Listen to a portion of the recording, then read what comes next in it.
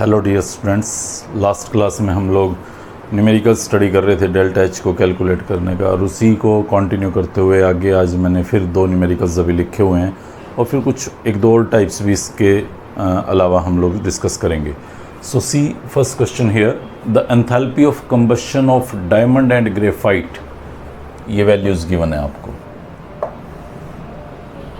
Calculate enthalpy change for converting 1 mole graphite to diamond. आपको क्या निकालना है? एंथैल्पी निकालनी है जब 1 मोल ग्रेफाइट को, ये आपके पास 1 मोल ग्रेफाइट है, इसे आप कन्वर्ट करना चाहते हैं डायमंड में। तो इस पर्टिकुलर चेंज के लिए डेल्टा एच क्या होगा वो आपको सॉल्व करना है। सो गिवन क्या है? Enthalpy of combustion of diamond, C, ये डायमंड के लिए डी लिख देता हूँ मैं। इसका 1 मोल कंबस्ट कर रहा हूँ, ये CO2 बना रहा है, और डेल्टा एच एंथैल्पी चेंज का वैल्यू गिवन है।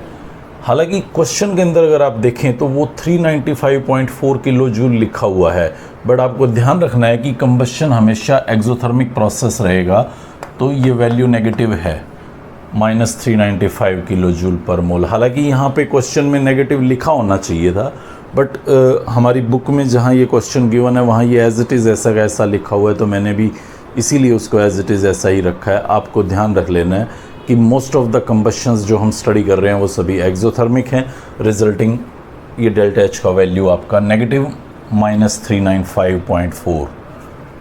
सिमिलरली ग्रेफाइट, उसका जब कंबशन करेंगे वो भी CO2 देता है, और उसका भी डेल्टा एच वैल्यू गिवन है -393.3।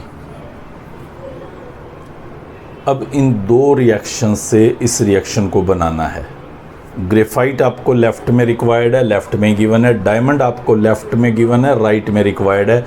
तो इक्वेशन 1 और 2 ये दो हैं, कोई ऑपरेशन सुटेबल निकालिए जो ये बना पाए। तो मैं इक्वेशन 2 - 1 कर देता हूँ, इक्वेशन 2 - इक्वेशन 1। आप जब ऐसा करेंगे इक्वेशन 2 - इक्वेशन 1, तो आपको यही पर्टिकुलर रिएक्शन बनती हुई दिखाई देगी। लेट मी शो हियर, मैं स्टेटमेंट को हटा देता हूँ यहाँ से अब, और इक्वेशन 2 लेता हूँ, ये C graphite plus O2 gives CO2, और माइनस करता हूँ ये equation, -C diamond -O2 -CO2।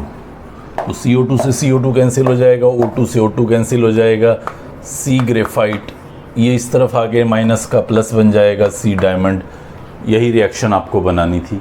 Means जो इक्वेशन 2 का डाटा है माइनस जो इक्वेशन 1 का डाटा है, उसको जब आप सॉल्व करेंगे तो ये जो आपके पास पॉजिटिव आंसर आने वाला है वो आपका delta H for the conversion of 1 mole graphite to diamond होगा। तो इसको सॉल्व कर लीजिएगा आप और आंसर को रिपोर्ट कर दीजिए। सेकंड क्वेश्चन देखिए, यहाँ ऐसा ही कुछ लिखा हुआ है। लेड के कई ऑक्साइड्स हैं नेचर में। लेड ऑक्साइड एक PbO आता है, एक लेड का ऑक्साइड PbO2 आता है, एक लेड का ऑक्साइड Pb2O3 आता है, एक लेड का ऑक्साइड Pb3O4 आता है। ये बहुत सारे हमारे पास नेचर में लेड के ऑक्साइड्स हैं। इसमें कह रहा है कि येलो और रेड ये दो ऑक्साइड्स हैं। लेड ऑक्साइड भी दो तरह का है, PbO, एक येलो एक रेड। तो standard enthalpy of formation for yellow and red is given, और आपको इसका पर्टिकुलर डेल्टा एच कैलकुलेट करना है कि येलो से रेड जब कन्वर्ट होगा तो क्या डेल्टा एच रिक्वायर्ड होगा। तो मैं इन दोनों वैल्यूज़ को रिएक्शन की फॉर्म में लिखता हूँ। फॉर्मेशन ऑफ येलो दिखा रहा हूँ पहले, lead plus half O2 gives lead oxide yellow, और उसका डेल्टा एच वैल्यू मुझे गिवन है -217। और रेड के लिए जब रेड बनाया जाएगा अपने कॉन्स्टिट्यूएंट एलिमेंट्स से, तो उसका भी डेल्टा एच हमें गिवन है -219। अब मुझे ये वाला रिएक्शन बनाना है। ये दो रिएक्शंस हैं 1 और 2, इसको आप इक्वेशन 1 कंसिडर कर लें और इसको इक्वेशन 2 कंसिडर कर लें। इन दो रिएक्शंस की हेल्प से आपको ये रिएक्शन बनानी है। रेड आपको राइट साइड पे चाहिए, इसमें राइट पे ही है, बट येलो आपको लेफ़्ट पे चाहिए, यहाँ येलो लेफ़्ट पे है। तो आप इक्वेशन 2 माइनस इक्वेशन 1 कर दीजिए। देखिए बात बनती है कि नहीं। इक्वेशन 2 माइनस इक्वेशन 1, सो ये इक्वेशन 2 था आपका lead plus half O2 gives lead oxide red, minus equation 1 minus lead minus half O2 minus lead oxide yellow. Lead से लेड कैंसिल हो जाएगा, ऑक्सीजन से ऑक्सीजन कैंसिल हो जाएगा, इधर कुछ नहीं बचेगा। ये नेगेटिव वैल्यू इधर आके माइनस PbO इस तरफ आएगा तो प्लस PbO बन जाएगा, यानी कि आपकी वही रिक्वायर्ड रिएक्शन बन जाएगी, PbO yellow converted into PbO red. और यही आपको बनाना था। तो ये जो ऑपरेशन है इक्वेशन 2 माइनस इक्वेशन 1, ये आपको इन दो रिएक्शन से ये रिएक्शन बना के दे रहा है। इनके डेटाज के साथ जो आपको गिवन है उसके साथ भी यही ऑपरेशन अप्लाई करें। C-219 -217, तो ये -2 किलो जूल में आपके पास आंसर होगा, -2 किलो जूल पर मोल। वो इस पर्टिकुलर रिएक्शन का डेल्टा एच रहेगा। कुछ और क्वेश्चंस भी हम देखते हैं ऐसे ही, स्पेशली एंथैल्पी ऑफ हाइड्रेशन और सॉल्यूशन से रिलेटेड क्वेश्चन देखें आप एक बार। ये एंथैल्पी ऑफ हाइड्रेशन और एंथैल्पी ऑफ सॉल्यूशन का जो कॉन्सेप्ट समझाया था मैंने, तो उस टाइम पे आपको इसका बेसिक बताया था। एक्चुअली क्या है, इस पर्टिकुलर रिएक्शन को अगर आप देखें, enthalpy of solution for hydrated salt और एनहाइड्रस सॉल्ट गिवन है।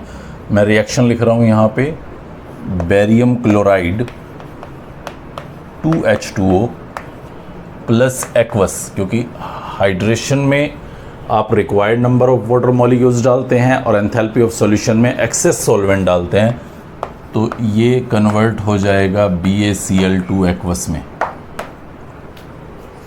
जो एनहाइड्रस बेरियम क्लोराइड है उसका जब एंथैल्पी ऑफ सॉल्यूशन देखना चाहते हैं तो भी एक्सेस सॉल्वेंट यूज़ करते हैं और वो आपको सेम यही चीज़ देता है, BaCl2 एक्वस। एक्चुअली वहाँ मैंने बताया था कि ये जो एनहाइड्रस सॉल्ट है ये स्टेप बाय स्टेप कुछ इस तरह से काम करता है। ये जो एनहाइड्रस सॉल्ट है पहले वो 2 वाटर मॉलिक्यूल्स को अपने ऊपर एक्वायर करेगा, वो हाइड्रेटेड फॉर्म में कन्वर्ट होगा, ये सॉलिड फॉर्म ही है। फिर वो लार्ज एक्सेस सॉल्वेंट से रिएक्शन करेगा और बेरियम क्लोराइड एक्वस बनाएगा। ये एक रिएक्टेंट है जो सीधा इसमें भी कन्वर्ट हो सकता है अगर उसको लार्ज एक्सेस सॉल्वेंट स्टार्टिंग पे ही दे दिया जाता।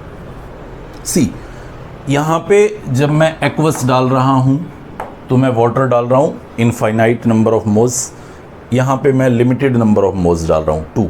अगर मैं स्टार्टिंग पे इसको इनफाइनाइट नंबर ऑफ मोल्स दे देता तो वो 2 हाइड्रेटेड बनाने के लिए यूज़ करता और फिर फाइनली यहाँ चला जाता। मतलब इस एनहाइड्रस सॉल्ट को इस फॉर्म में कन्वर्ट करने के 2 रास्ते हैं, 2 पाथ्स हैं। एक पाथ ये है जो 2 स्टेप का दिखाई दे रहा है और एक पाथ ये है जो सिंगल स्टेप का दिखाई दे रहा है।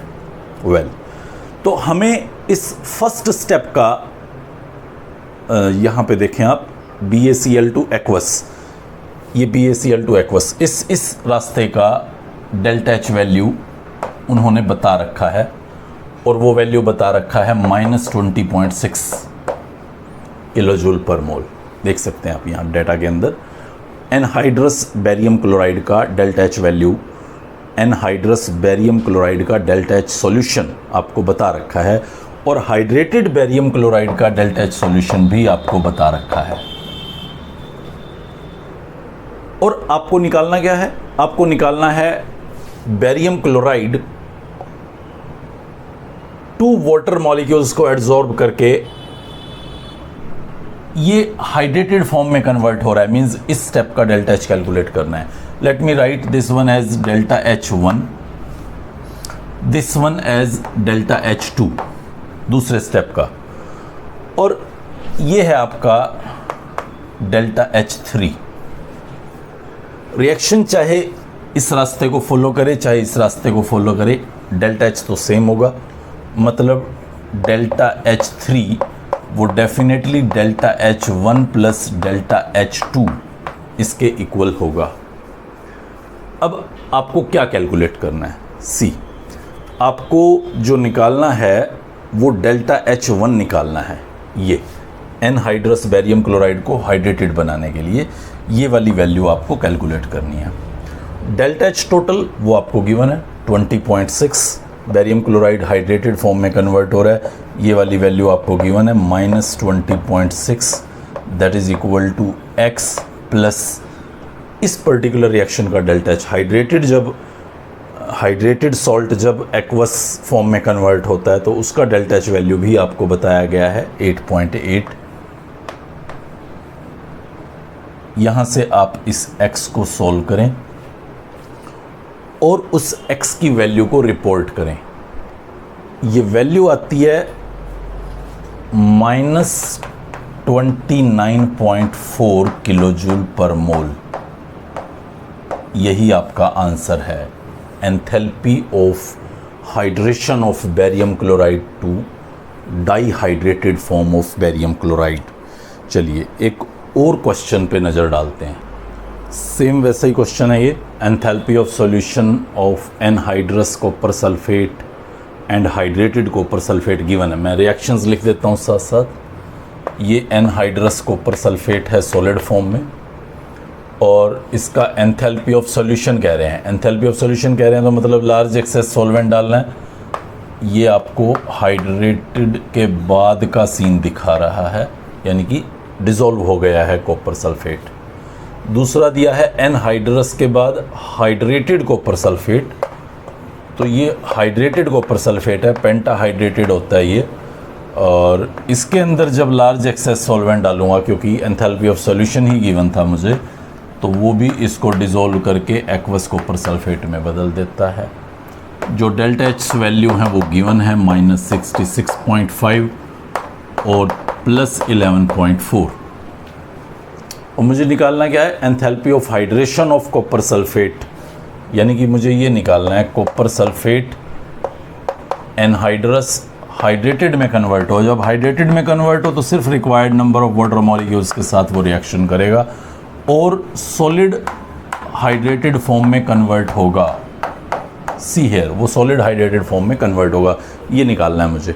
तो अब आप सिंपल सी बात याद रखिए, बिल्कुल सिंपल सी बात, कि कॉपर सल्फेट सॉलिड जब आप उसको पानी दे रहे हैं तो वो सबसे पहले अपने required number of water molecules को लेके हाइड्रेटेड फॉर्म में कन्वर्ट होगा, यानी कि वो इस फॉर्म में कन्वर्ट होगा.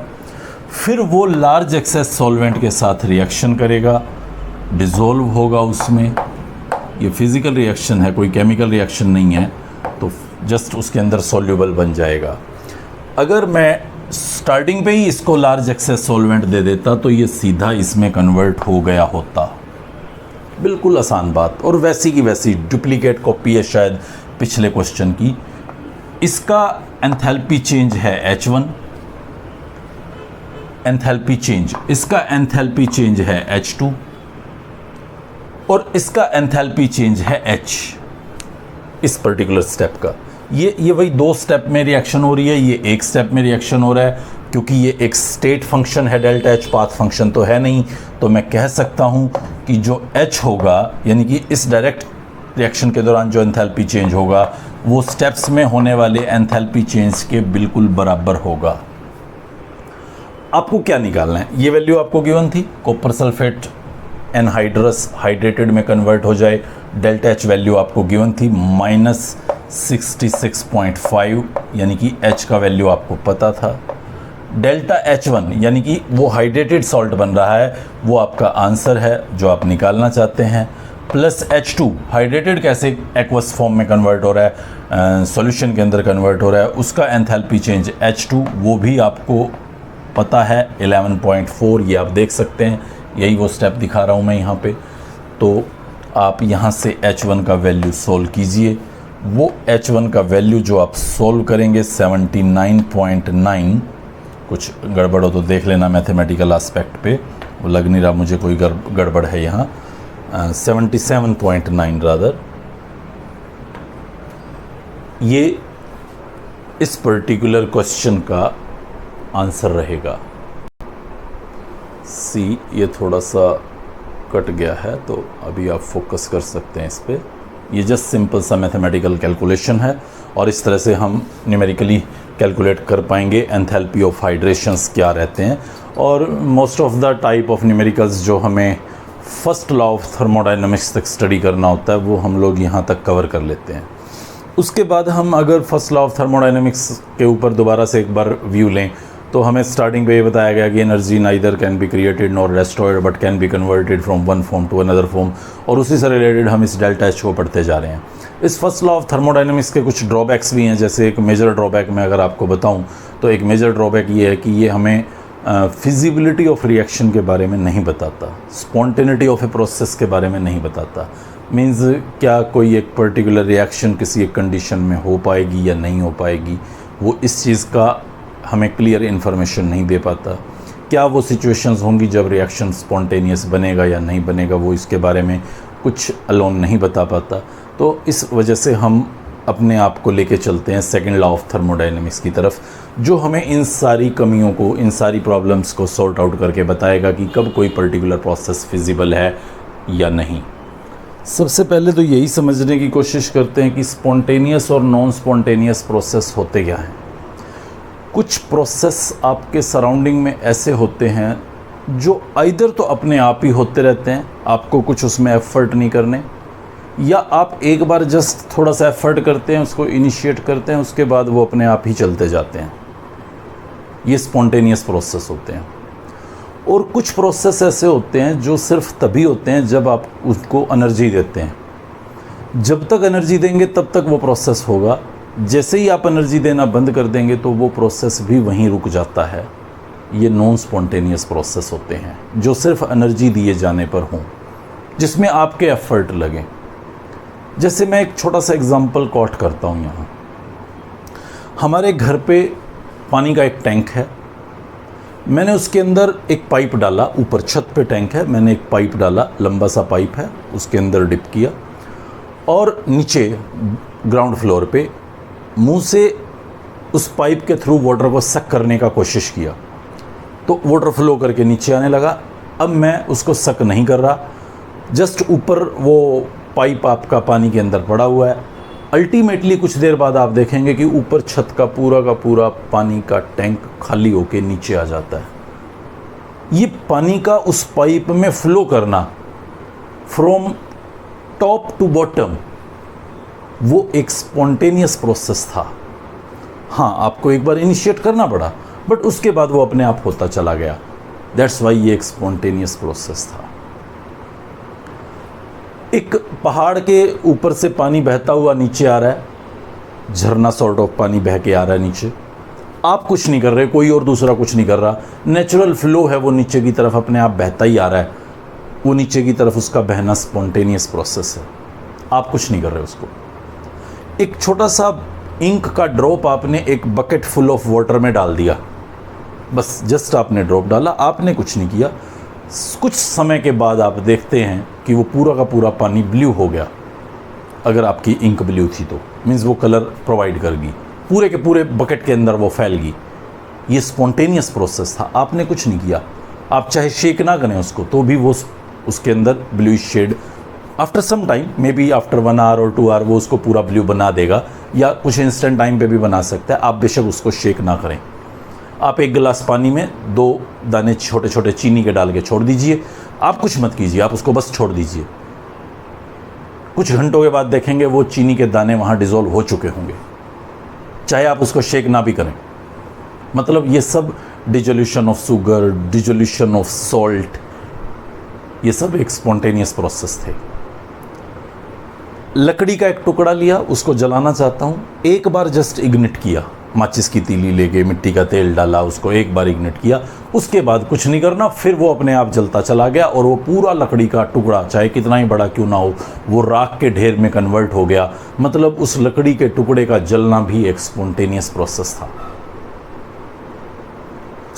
हम देख पा रहे हैं कि स्पॉन्टेनियस प्रोसेस या तो अपने आप ही हुए जा रहे हैं या हम एक बार इनिशिएट कर देते हैं, जैसे लकड़ी के टुकड़े को मैंने एक बार इनिशिएट कर दिया, या जब मैं टॉप से बॉटम पे पानी लाना चाहता था तो पाइप के थ्रू एक बार मैंने सक करके उसको इनिशिएट किया, फिर वो अपने आप होते चले गए। ये सब स्पॉन्टेनियस प्रोसेस थे और जिनको एनर्जी लगा के ही मैं कर सकता हूँ। लाइक अब दूसरा केस देखिए आप, हमारे घर के बॉटम पे पानी का एक टैंक है और मैं उसको छत पे चढ़ाना चाहता हूँ, अपने ऊपर वाले टैंक पे चढ़ाना चाहता हूँ, तो मैं मोटर ऑन करता हूँ, पानी ऊपर जाने लग जाता है। जैसे ही मैं मोटर ऑफ करता हूँ तो पानी बंद हो जाता है ऊपर जाना। वो तब तक जाता है जब तक मोटर चलती है।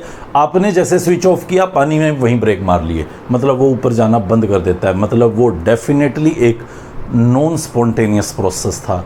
वो तब तक होता जब तक आप उसको एनर्जी देते, अदरवाइज़ वो ना होता। तो मुझे लगता है ये बात तो बहुत आसानी से समझी जा सकती है कि कौन सा प्रोसेस स्पॉन्टेनियस होगा और कौन सा प्रोसेस नॉन स्पॉन्टेनियस होगा। हम लोग सराउंडिंग में हमारे चारों तरफ होने वाले डिफरेंट प्रोसेसेस को देख सकते हैं कि हाँ वो स्पॉन्टेनियस होगा या नहीं होगा। जैसे मैं सिंपल सी बात बोलूँ, एक गिलास पानी मैंने अपने घर के फर्श पे गिरा दिया और वो पानी इवेपोरेट होके हवा में चला गया। मैंने कुछ नहीं किया, वो पानी इवेपोरेट होके चला गया। तो क्या वेपोराइजेशन एक स्पॉन्टेनियस प्रोसेस था? यस, अपने आप ही तो हुआ। मैंने एक बर्फ़ का टुकड़ा अपने फ्रिज से निकाला और उसको प्लेट पे रख दिया कमरे के अंदर, वो अपने आप मेल्ट होके लिक्विड में कन्वर्ट हो गया। मैंने कुछ नहीं किया उसके अंदर, वो एक स्पॉन्टेनियस प्रोसेस ही तो था। हम ये देखना चाहते हैं कि कौन सा प्रोसेस स्पॉन्टेनियस होगा और कौन सा नहीं। सवाल ये भी आता है दिमाग में कि सर अगर रूम का टेम्परेचर -5 डिग्री हो और आप बर्फ़ को बाहर निकाल के रख दें, वो तो लिक्विड में कन्वर्ट नहीं हो रहा, तो क्या फिर वो स्पॉन्टेनियस प्रोसेस नहीं है?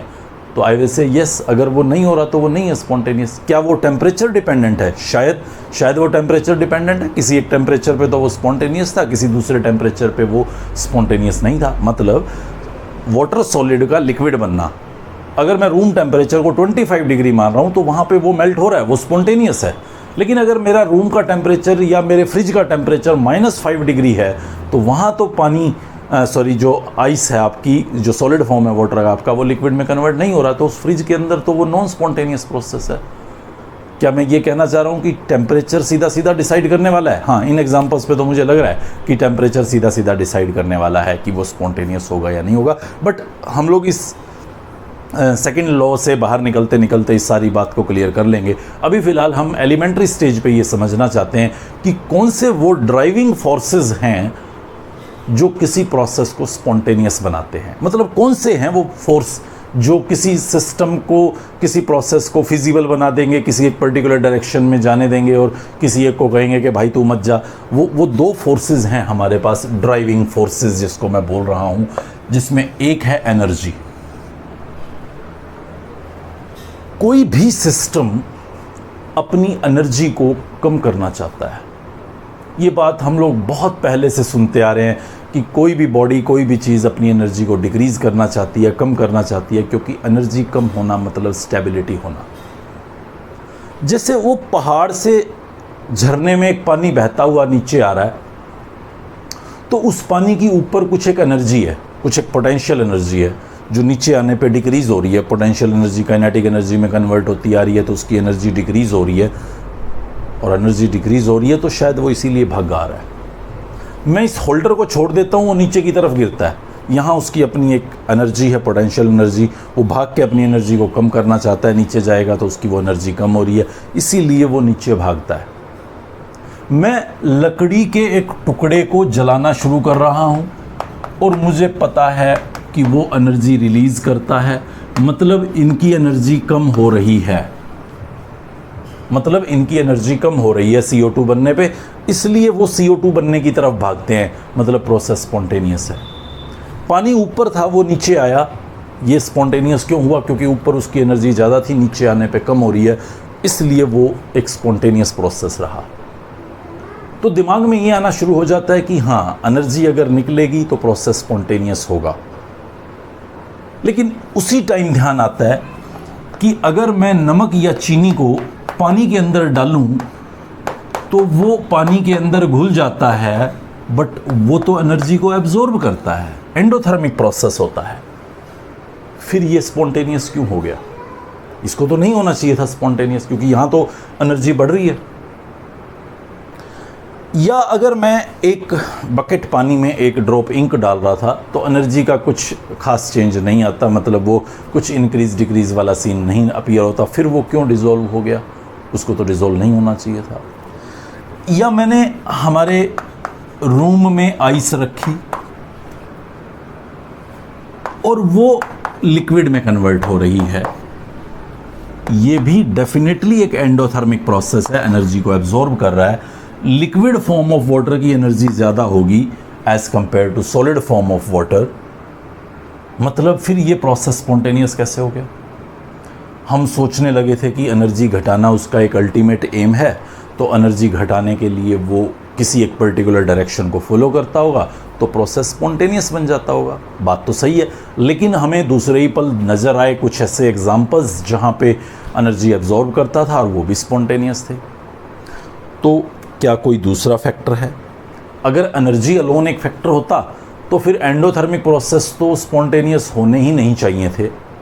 हम लोग ये भी पढ़ते हैं, आप लोग अभी नेक्स्ट चैप्टर में ज़्यादा डिटेल पढ़ेंगे, बट मुझे लगता है ये बात सबको पता होगी कि एक रिएक्टेंट जब प्रोडक्ट में कन्वर्ट होता है तो प्रोडक्ट भी वापस रिएक्टेंट में कन्वर्ट हो सकता है। यानी कि रिएक्शंस का एक नेचर होता है, रिवर्सिबल रिएक्शंस, जिसमें रिएक्टेंट प्रोडक्ट में कन्वर्ट होता है, प्रोडक्ट वापस रिएक्टेंट में कन्वर्ट होता है। अगर रिएक्टेंट का प्रोडक्ट में कन्वर्ट होना एक्सोथर्मिक है तो प्रोडक्ट का रिएक्टेंट में कन्वर्ट होना तो एंडोथर्मिक हो जाएगा। मीन्स फिर तो ये रिवर्सिबल रिएक्शंस होनी ही नहीं चाहिए। अगर सिर्फ एनर्जी ही एक ड्राइविंग फोर्स था, एक और भी इम्पोर्टेंट फोर्स था जो स्पॉन्टेनिटी के लिए रेस्पॉन्सिबल था, और वो ड्राइविंग फोर्स था रैंडमनेस। क्या है ये रैंडमनेस? रैंडमनेस मतलब कोई भी कहीं भी अव्यवस्थित, हिंदी में बोलूँ तो अव्यवस्था, डिसऑर्डर। रैंडमनेस को एक और वर्ड से मैं यहाँ डिनोट कर रहा हूँ, not in A ordered arrangement, या मैं यूँ कहूँ फ्रीडम, आज़ादी। क्योस, कोई भी कहीं भी उथला पुथला अव्यवस्थित। सिस्टम अपने अंदर रैंडमनेस को बढ़ाना चाहता है और वो एक ऐसी डायरेक्शन में जाना चाहता है जहां रैंडमनेस उसके अंदर बढ़ता हो। वो व्यवस्थित नहीं रहना चाहता। कोई भी सिस्टम हो, वो अपने अंदर डिसऑर्डर को बढ़ाना चाह रहा है, मतलब फ्रीडम चाहता है, बंधन नहीं चाहता वो किसी भी तरह का। और वो एक ऐसी डायरेक्शन पे मूव करने की कोशिश करता है जहां उसके अंदर रैंडमनेस बढ़ती हो, जहां उसके अंदर डिसऑर्डर आता हो। जैसे मैं एक एग्जांपल बताऊं आप लोगों को। स्कूल में हम घुसते हैं तो स्कूल में घुसते ही बेल होता है, सभी स्टूडेंट्स अपनी अपनी क्लासेस में चले जाते हैं, सभी अपनी क्लासरूम के अंदर जाके बैठे हैं, पढ़ रहे हैं। कोई भी किसी भी तरह की अव्यवस्था वहाँ नज़र नहीं आ रही, डिसऑर्डर वहाँ नज़र नहीं आ रहा, फ्रीडम वहाँ नज़र नहीं आ रहा। ये एक पर्टिकुलर स्टेट है जहाँ पे रैंडमनेस, डिसऑर्डर मिनिमम है। मैं जीरो नहीं कह रहा कि जीरो है, क्लास के अंदर भी इधर उधर मूवमेंट्स हो रहे होंगे, थोड़ा बहुत एक आध बच्चा इधर उधर जा रहा होगा। So there is certain disorder. मतलब मैं ये नहीं कह रहा कि डिसऑर्डर जीरो है, बट वो मिनिमम है। अब रिसेस का बेल हुआ तो सभी क्लासेस से सभी बाहर निकल आए, कोई भी अब कहीं भी फ्रीली मूव कर सकता है। ये आज़ादी है। और सिस्टम आज़ादी चाहता है। सिस्टम क्लासेस में ऐसे पैक्ड होके बिल्कुल हिलने डुलने का ऑर्डर नहीं है, ऐसा नहीं चाहता। सिस्टम चाहता है कि थोड़ी फ्रीडम हो, हम इधर उधर रोम कर सकें, घूम सकें, और यही रैंडमनेस हर एक सिस्टम भी चाहता है। सिस्टम के पार्टिकल्स भी चाहते हैं कि हाँ, डिसऑर्डर होना चाहिए। सी, मेरे पास ये आइस का एक सैंपल है जिसमें ये वाटर के मॉलिक्यूल ऐसे कॉम्पैक्ट अरेंज्ड हैं, ऐसे बिल्कुल कॉम्पैक्ट अरेंज्ड है। क्या डिसऑर्डर है? क्या ये पार्टिकल मूव करके इधर जा सकता है, या ये पार्टिकल यूं रोटेट होके इसकी बैक फ्रंट पे आ सकती है? बिल्कुल भी नहीं। सॉलिड फॉर्म में सिर्फ और सिर्फ वाइब्रेशनल मोशंस पॉसिबल हैं। ना वो ट्रांसलेट कर सकता, मीन्स इधर से इधर जा सकता, ना वो रोटेट कर सकता, वो सिर्फ अपनी जगह पे पड़ा पड़ा वाइब्रेट कर सकता है, सिर्फ वाइब्रेशनल मोशंस हैं। तो मैं ये तो नहीं कहता कि इसके अंदर डिसऑर्डर नहीं है, डिसऑर्डर तो है, थोड़ा बहुत वाइब्रेट कर रहा है, बट बहुत ज़्यादा नहीं। अब मैंने इसको थोड़ी सी एनर्जी दे दी, एनर्जी देने के बाद ये लिक्विड में कन्वर्ट हो गया, और लिक्विड में कन्वर्ट हो गया। तो अब इसके अंदर थोड़ा बहुत ट्रांसलेशन पॉसिबल है, ये यूं झूल सकता है, थोड़ा बहुत रोटेशन भी पॉसिबल हो जाता है, मतलब इसके अंदर फ्रीडम बढ़ जाता है। और अगर मैं इसको गैस बना दूं तो गैस में तो पार्टिकल बिल्कुल आज़ाद हैं, कोई भी कहीं भी ट्रांसलेट कर सकता है, किसी भी तरह से वाइब्रेट कर सकता है, रोटेट कर सकता है। मीन्स इसमें ट्रांसलेशन, वाइब्रेशनल, रोटेशनल सब तरह के मोशंस पॉसिबल हो गए हैं। मीन्स इसमें फ्रीडम बढ़ गया है। बेशक आप एनर्जी बढ़ा रहे थे, लेकिन एनर्जी बढ़ाने के बाद उसमें फ्रीडम भी बढ़ रहा था। तो इस फ्रीडम का बढ़ना, इस रैंडमनेस का बढ़ना, इस डिसऑर्डर का बढ़ना उसको स्पॉन्टेनियस बनाने में हेल्प करता है। आप बकेट में ब्लू ड्रॉप डाल रहे थे इंक की, तो वो ब्लू ड्रॉप के छोटे से पार्टिकल, ये आपकी वो बकेट है जिसमें पानी पड़ा हुआ है, और ये वो ब्लू ड्रॉप, छोटी सी बिल्कुल ब्लू ड्रॉप, छोटी सी, जिसमें वो ब्लू कलर के पार्टिकल्स जो पिगमेंट्स या कलर या डाइज हैं, वो सब इतने से एरिया में एक दूसरे से चिपके हुए थे और इतनी जगह में वो घूम फिर सकते थे।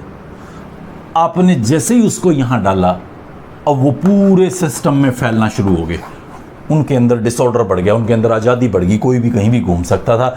इसी आज़ादी को बढ़ाने के चक्कर में उन्होंने पूरे पिगमेंट को पूरी बकेट में फैला दिया, जिसकी वजह से वो पूरा ब्लू शेड दिखा रहा है।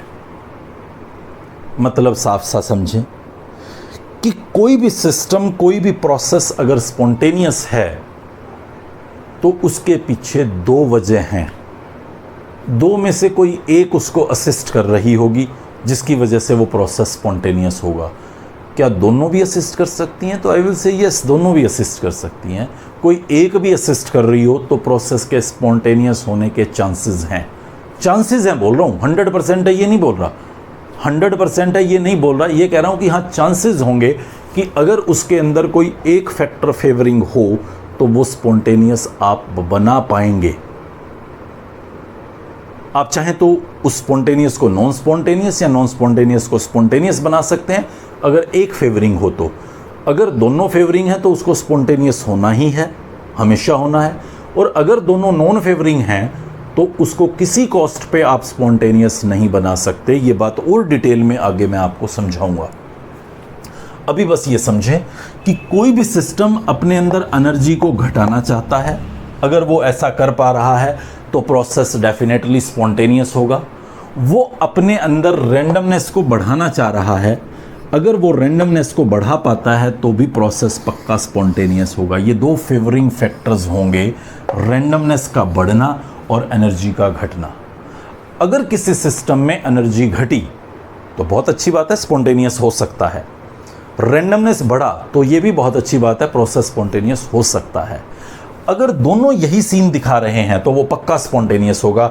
अगर दोनों उल्टा कर लें, मतलब सिस्टम की एनर्जी बढ़ रही है और रैंडमनेस घट रहा हो, तो भूल जाओ, कभी भी किसी भी कॉस्ट पे प्रोसेस स्पॉन्टेनियस नहीं होगा।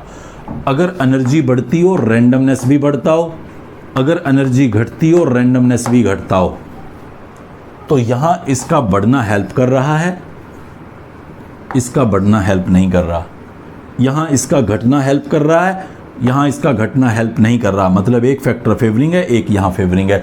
तो फेवरिंग वाला क्या उस डिसफेवरिंग को बीट कर पाएगा? कर पाएगा तो यस वो फेवरिंग होगा, और अगर नहीं कर पाएगा तो फिर वो नॉन फेवरिंग होगा। हाँ, ऐसे सिस्टम को आप मोल्ड ज़रूर कर सकते हैं, मीन्स फेवरिंग से नॉन फेवरिंग या नॉन फेवरिंग से फेवरिंग डेफिनेटली बना सकते हैं।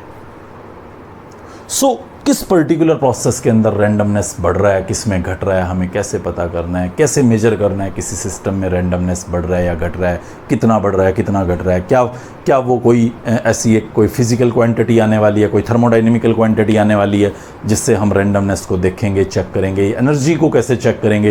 ये सारी बातें हम लोग नेक्स्ट लेक्चर के अंदर समझते हुए इस सेकेंड लॉ ऑफ थर्मोडाइनमिक्स में रैंडमनेस के ऊपर फोकस करके फर्दर आगे मूव करेंगे। Good bye.